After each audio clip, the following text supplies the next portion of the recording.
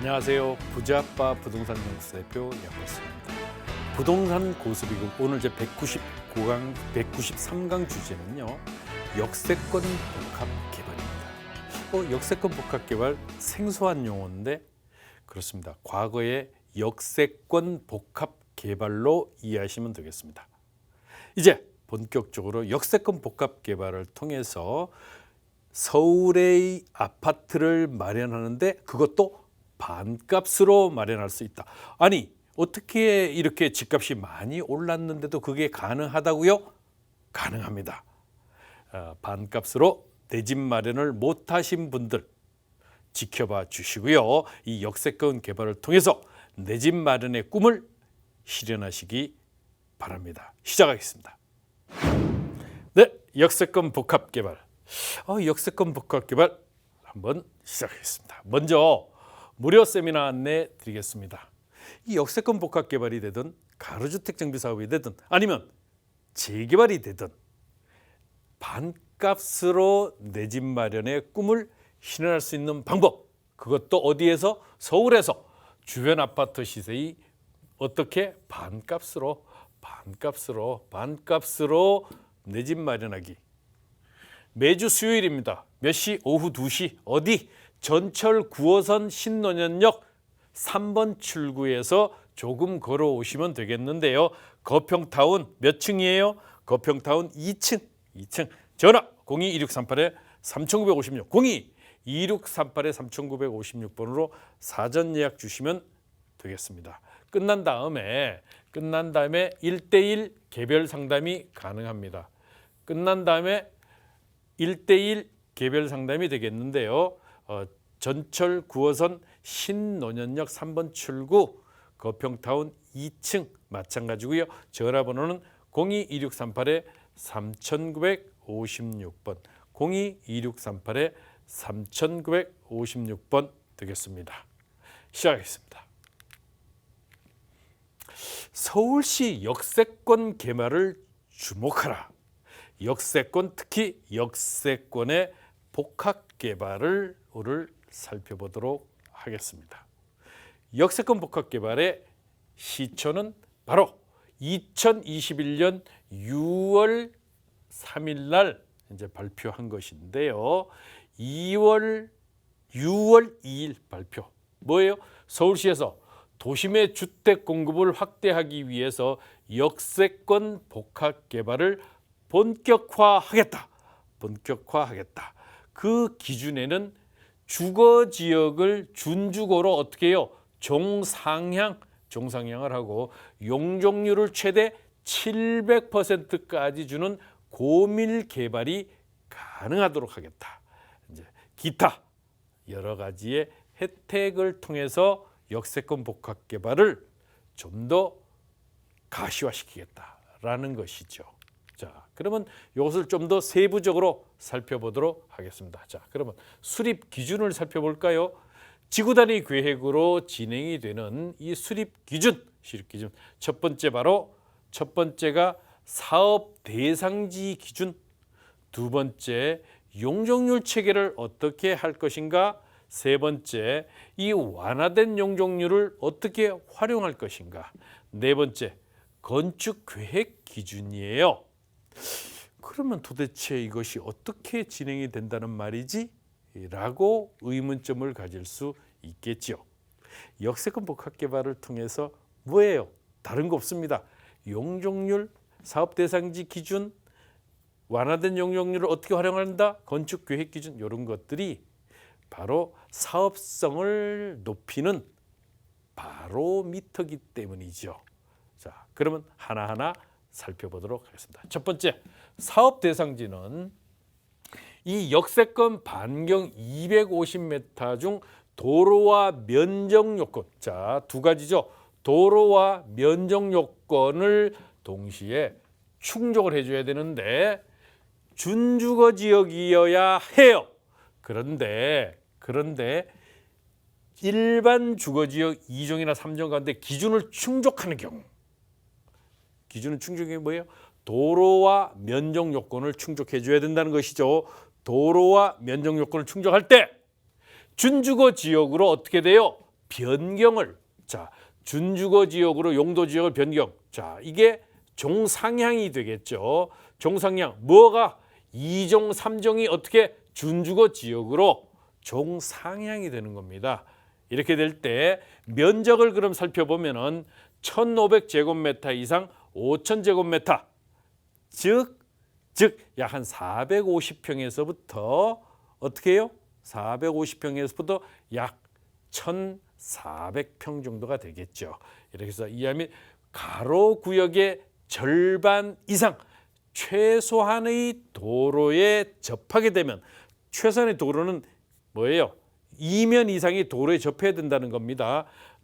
거기다가 이 면적의 도로와 면적 요건을 충족해줘야 도로는 이면 이상 도로에 접해야 돼요. 이 사업체 이면 이상의 도로에 접하고 면적 요건은 1,500에서 5,000제곱미터 이하. 거기다가 노후도 요건이에요. 노후도 요건을 충족해야 돼. 노후도 요건은 3분의 2 역세권이니까 60%가 되겠습니다. 이거 왜 잘 안 나오죠? 노후도 요건은 60% 이상이 되겠죠. 바로 노후도 요건. 구릉지 또는 저층 주거지와 인접하는 경우에는 예외적으로 3종 일반 주거지역에서 준주거지역으로 변경하는 경우만 이제 가능하다라고 보시면 되겠습니다. 첫 번째는 종상향을 하기 위해서는 어떻게 돼요? 준주거지역이 아니어도 원칙은 준주거지역에서 역세권 복합개발을 진행해야 되는데 그것이 안 될 때는 면적과 도로 요건을 충족할 경우에는 2종이나 3종을 준주거지역으로 해주겠다. 바로 이것이죠. 거기다가 노후도 요건이 충족이 돼줘야 되는 겁니다. 둘 번째, 용적률 체계. 이 용적률 체계는 현행 공동주택 건립형 지구단위 계획 수립 기준과 같되 상한 용적률은 도시 계획 측면의 중심지역의 대중교통의 접근성을 고려한 바로 진출입 도로 폭원 등을 고려해서 차등 적용할 예정이다. 진출입 도로 폭원 등을 고려해서 어떻게 해요? 차등 적용을 하겠다. 차등 적용. 그러면 역세권에서 간선도로변에 면하고 있는 진출입 도로의 폭이 몇 메다? 10m 이상 확보되는 경우 10m 이상 도로면에 2면 이상이 접해야 되는데 그 간선도로변에 면하되 진출입 도로의 폭이 10m 이상 확보되는 경우 용적률 최대 몇 %까지? 700%까지 최대 700%까지 개발이 가능하도록 해주겠다.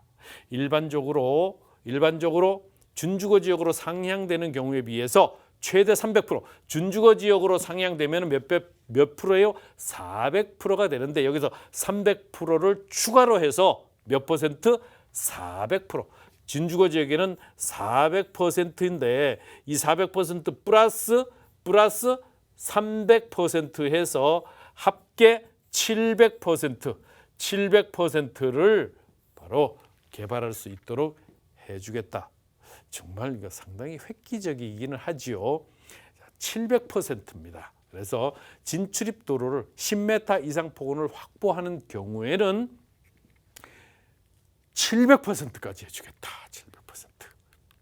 세 번째, 민간 사업자는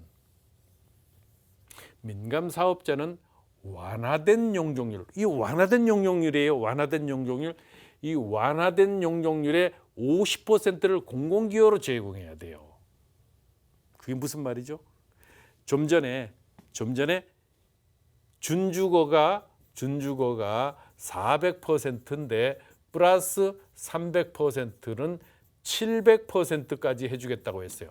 700%까지. 그런데 여기서 보시면은 이 700%를 해줬어. 그게 몇 %까지? 2종인 경우는 서울의 경우 200%고 3종인 경우는 250%예요. 이렇게 되면 이 차가 자그마치 450% 내지 차가 450% 내지 500%가 생겨요. 용적률 차이가 어마어마하게 차이가 납니다. 이 중에 50%는 공공기여를 해줘야 돼요. 50%는 공공기여를 해줘야 되는데, 즉 500%가 상향이 됐다고 하면 250%는 어떻게 해야 돼요? 공공기여를 해요. 그런데 여기서 지켜보셔야 될 것은, 물론 다음에 나오겠습니다만은, 그럼 50%만 공공기여만 하면 됩니까? 아닙니다. 이 50% 이외에 또 50%가 남았잖아요. 올라가는 거. 500% 중에 250%는 공공기여를 하고 나머지 250%는 그러면 재개발 내지 재개발 조합이 그대로 250%에 대한 용적률을 부과해서 사업성을 개선할 수 있느냐? 아닙니다. 여기에 절반 또한 마찬가지로 임대 아파트를 공급을 해줘야 돼요. 그러니까 실제적으로는 몇 %예요? 상향된 용적률의 75%를 공공기여를 해줘야 됩니다. 자, 먼저 이중 일반 주거지역 200%가 700%까지 돼서 500%가 올라가서 500%의 절반은 공공기여를 해야 되는데, 그 250%가 500% 올라간 것의 절반은 250%잖아요. 그 중에 70% 이상은 뭐예요? 공공임대주택으로, 30% 이하는 지역에 필요한 공공시설 등으로 제공하는 걸 원칙으로 해요. 이렇게 되니까 공공임대주택은, 자, 여기서 70%, 예를 들면 250%에 70%라고 하면은 어떻게 됩니까? 여기에 70%라고 하면 175%가 되잖아요. 이 175%만큼은 공공임대주택 플러스 125%, 이것이 어떻게 돼요? 그러면 300%의 300%를 공공임대주택을 짓게 되는 거예요. 늘어난 용적률이 500이라고 하면, 늘어난 용적률이 500이라고 하면 그 중에 300%는 바로 임대 아파트를 공급을 해야 됩니다. 임대 아파트를 공급해야 돼요. 정말 거의 다 어떻게 보면 공공이 이제 그 수거해가는 이런 형태가 되는 건 있지만은, 그래도 나머지 125%만 역세권 복합개발의 조합분으로 돌아오기만 해도요, 그 사업은 획기적으로 개선해야 됩니다. 왜냐하면 이 500% 올라간 것의 상당 부분 75%죠. 75%를 설사 공공이 가져간다 그래도 그냥 무상으로 가져가는 건 아니거든요. 이 원가 계산을 해서 그거에 대한 정산을 하기 때문에 실제로 무료로 가져가지는 않습니다. 이렇기 때문에 실제로 조합 측에서는 상당한 사업성 개선이 수반이 되기 때문에 역세권 개발은 상당히 바람직하고 좋은 개발 방식이긴 합니다. 거기 그렇게 되다 보니까 조합원 입장에서도 상당히 저가, 즉 기준점의 조합원 분담금이 낮아질 수밖에는 없다. 그렇기 때문에 이 부분이 중요하다. 또한 상가 등 비주거시설은 전체 용적률의 10% 이상으로 하되 여건을 고려해서 최대 5%의 범위에서 완화할 수 있다. 요즘은 바로 주거시설, 그중에서도 아파트의 선호가 절대적이죠. 과거에는 상가의 선호도가 높았습니다. 그래서 은퇴 후에는 내가 정말 탄탄한 상가 하나만 내가 소유하고 있다고 하면 노후 걱정은 없다. 이제 나는 편안하게 노후를 보낼 수 있고 편안히 쉬면서 나는 여러 가지의 노후 대책을 생각하게 됐습니다. 그런데 이 상가의 가치가 점점 어떻게 됐어요? 떨어지기 시작하고 근자에는 아파트의 선호도가 막강해졌죠. 이렇게 되니까 아무래도 이런 비주거시설의 비중을 낮추어서 최대 5%의 범위에서 완화할 수 있도록 하고 있습니다. 네 번째 살펴보겠습니다. 네 번째, 고밀 개발의 실현 가능성을 높이기 위해서 뭐예요? 높이 제한의 완화책도 도입하겠다. 높이 제한의 완화책이에요. 그러면 이 높이 제한의 상한 용적률과 어떻게 해요? 연동하는 것이죠. 연동해서 최대 몇 배? 두 배까지 차등적으로 완화할 수 있도록 하겠다. 즉 원래 아파트 높이는 건축법상 경계선과 아파트 간 거리의 4배 이내로 4배 이내로 제한하고 아파트 동과 동 사이의 간격의 2배 이내로만 높이를 올릴 수 있었는데 이게 이제 중요하죠. 이러한 것에 8배, 4배, 즉 2배씩 올려주겠다. 그게 무슨 말이에요? 이게 도대체 무슨 말이지? 자, 대지 경계선이 여기서부터 여기까지예요.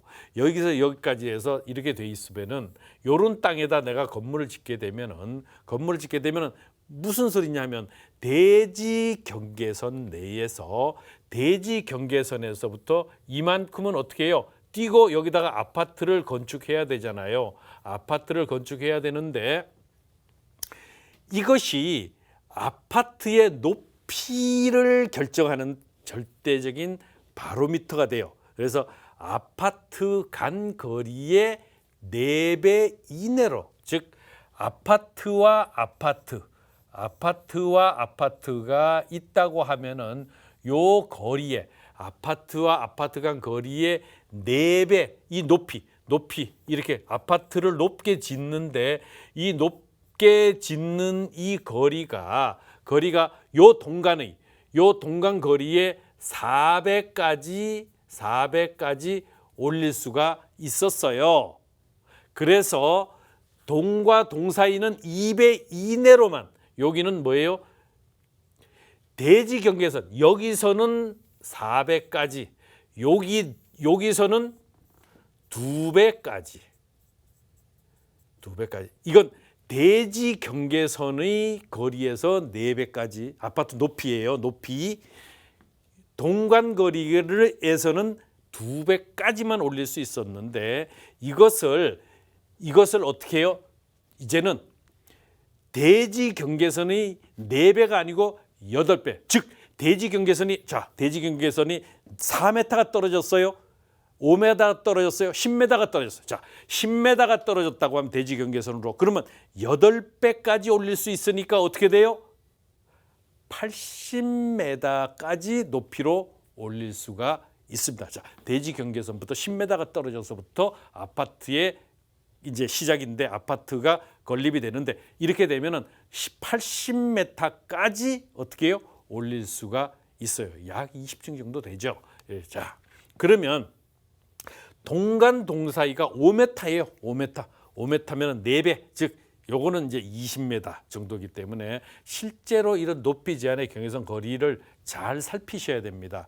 이렇게 되려면은 동간 거리를 좀 더 넓혀서 어떻게 해요? 동간 거리를 넓히게 되면 어떻게 돼요? 높게 올라가죠. 그리고 대지 경계선으로부터 뛰면 뛸수록 높게 올라가니까 요 부분들을 잘 살피면서 설계를 해줘야 되겠는데 이런 것들을 2배까지 완화해 주겠다고 하기 때문에 더더욱 이 부분이 가치가 있다. 그래서 역세권 복합 개발의 그 가치는 바로 이러한 기준점들을 완화해 주는 데 있다.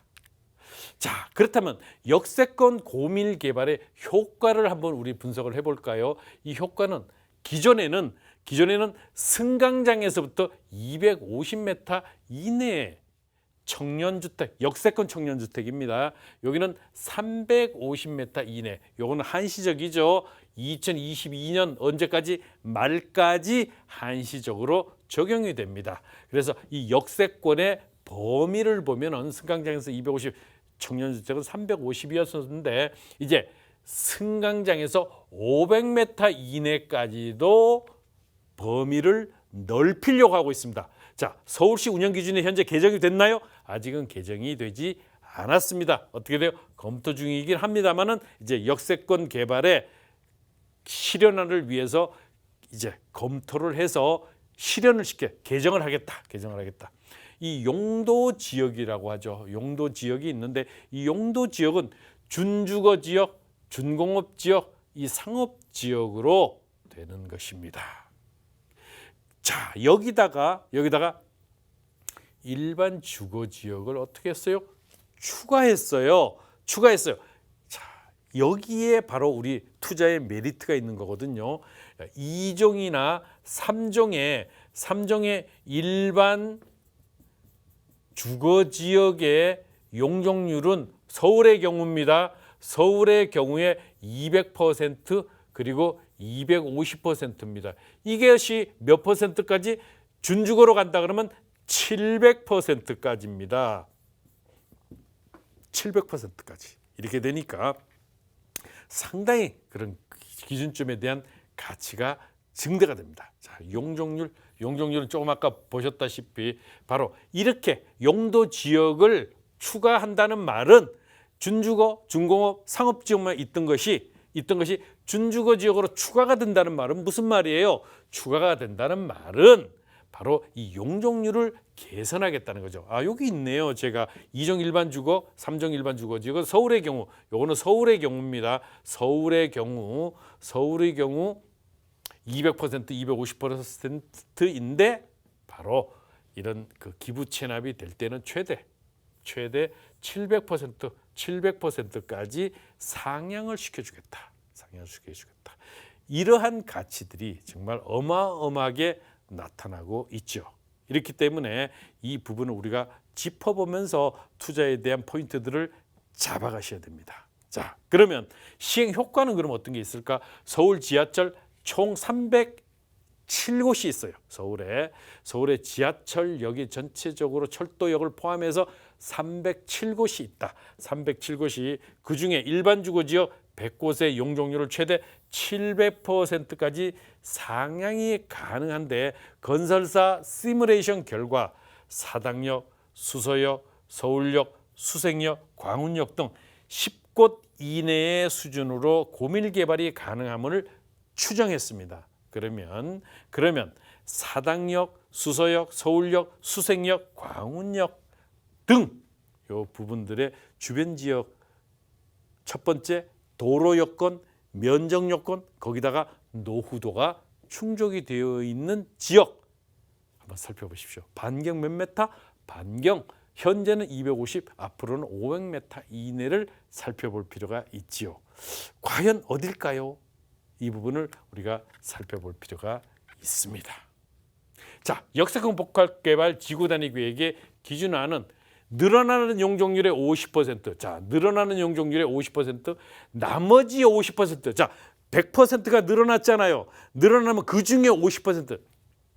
50%는 공공임대주택과 공공시설을 공공임대주택이 70% 이상의 비율이고 공공시설은 30% 이하의 비율로 짓게 되어 있어요. 그래서 민간임대를 여기서 또 25%. 그러면 75%가 공공으로 기여가 돼야 돼요.